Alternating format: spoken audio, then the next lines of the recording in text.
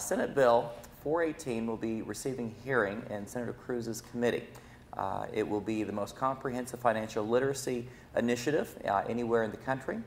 And this legislation stems back from my actual first re-election campaign in 2008.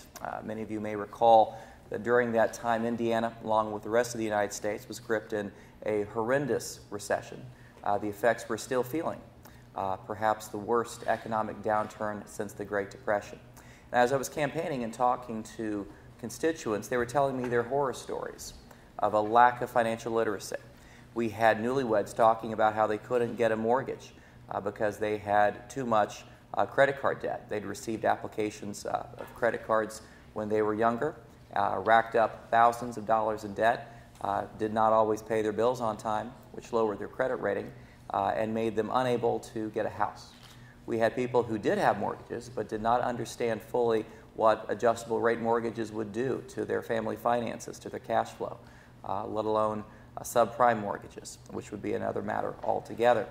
This legislation would attempt to try to cure some of those issues because all of them would tell me that they just did not know.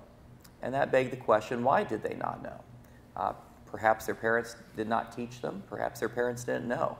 But there was no mechanism for thousands of Hoosiers, thousands of students from Indiana to be able to know this information. So this legislation, I think, will go a long way to curing this. This bill does three essential qualities. First, it creates a committee established by this legislation that would bring the best and brightest educators and members of the financial service community together to talk about what skill sets are necessary that would be necessary for financial literacy. One of the things which I think has been a bit of a disconnect over the years is the fact that bankers, representatives of the savings and loan credit unions would come together and they'd say, you know, not all Hoosiers have these skill sets. What can we do to resolve them?